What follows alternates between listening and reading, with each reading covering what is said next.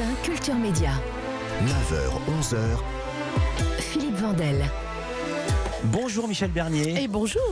Comédienne, humoriste, on peut vous voir d'une série qui cartonne, La Stagiaire, ça va revenir le 27, c'est ça ? C'est ça, 27 septembre. On Voilà. va en parler après. Vous étiez également la mère d'Alexia Daval dans le téléfilm de TF1 il y a 2 semaines. Mais d'abord, Les Planches, j'ai démarré avec le petit théâtre de Bouvard. Je vais pas tout raconter. Énorme succès seul en scène avec Le Démon de Midi, joué plus de 600 fois. D'après Florence Sestac, autrice de BD. Je vais en parler comme il y a Bordenave qui vient venir parler de BD. On va parler de Florence Sestac. Extraordinaire. Et puis, ce one-man show Vivement Demain et une pièce jouée plus de 600 fois. Ça fait 2 fois 600. Je préfère qu'on reste amis. Oui. Et votre actu, c'est donc cette pièce, Je préfère qu'on reste ensemble, pièce de Laurent Ruquier. C'est au Théâtre des Variétés avec Olivier Citruc qui, si j'ose dire, a pris la place de Frédéric Diefenthal. Pas car en quelque sorte, c'est une suite. C'est la suite de Je préfère qu'on reste amis, qui a donc été ce triomphe, pour qu'on comprenne qui est votre personnage Claudine, qui est ce couple qu'elle forme avec Valentin. Au départ, Claudine, elle était fleuriste et meilleure amie de Valentin. Et puis, elle était en fait très amoureuse de lui, donc elle a fini par lui dire, puis lui, il a fini par se rendre compte qu'en fait, il l'aimait aussi, donc voilà.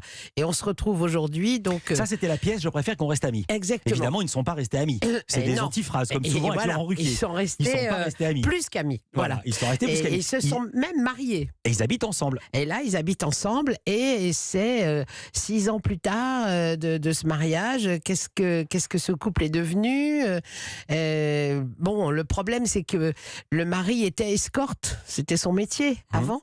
Et donc, il ne le fait Escorte, plus. c'est qu'il avait des relations tarifées avec des dames qui payaient pour passer la nuit avec lui. Pour passer à 1 heure, un quart d'heure, une demi-heure, la nuit, enfin bon, peu importe. Et donc, il avait juré que c'était fini, qu'ils se lançaient ensemble dans cette histoire de karaoké. En fait, maintenant, ils ont un karaoké.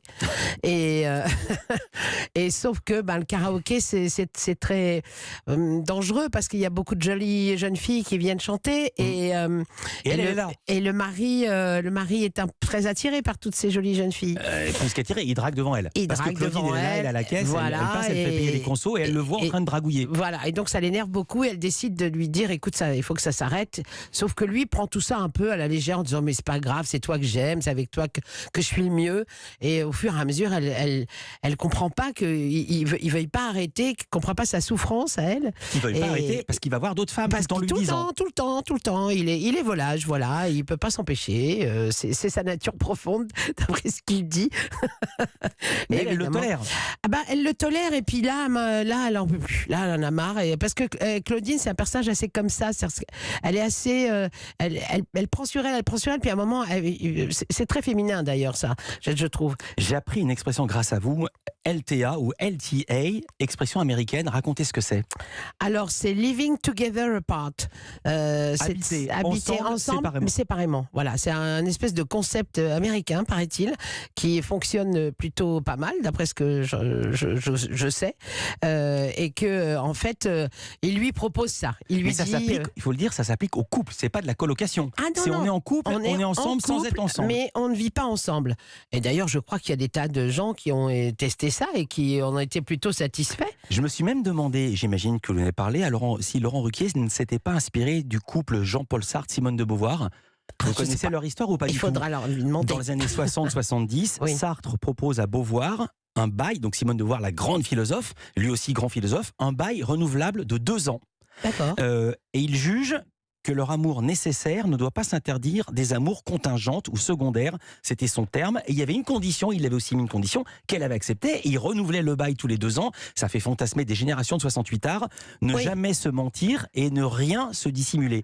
Et je pense que ça a fait souffrir aussi des générations de femmes. Évidemment, parce qu'elles en sont revenues. Les communautés où tout le monde était avec tout le monde, c'est terminé.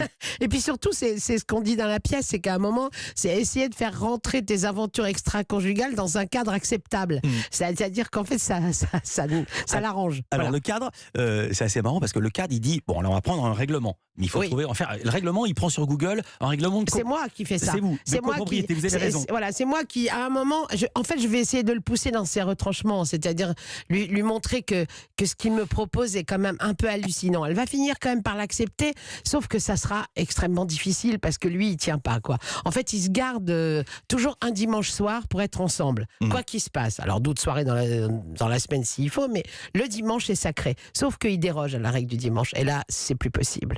J'adore ce que vous dites quand vous dites le règlement de copropriété. D'abord, commencer par la description des bâtiments Oui, en l'état. et la désignation des parties communes. Et il y a tout le double sens. Alors, il faut dire que c'est très drôle. Oui. J'ai pas encore oui. raconté parce qu'en plus, il y a un twist après.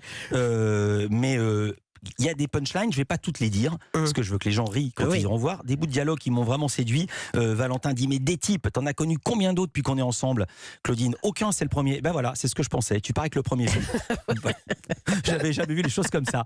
Alors il faut dire que ça démarre comme un vaudeville post-68 art, Oui. mais ça se termine comme une comédie romantique. Ah ben complètement. Ben, d'ailleurs, c'est tout le talent de Laurent Ruquier d'avoir réussi à passer justement le cap de la rencontre, parce que d'habitude on raconte des histoires de rencontres, Ouais. et là non, on est dans une histoire de couple d'aujourd'hui, on va dire, qui se pose tellement de questions, parce que je pense que on a tous envie d'une histoire d'amour qui dure longtemps, et en même temps on n'arrête pas de nous dire que les histoires d'amour ne durent plus.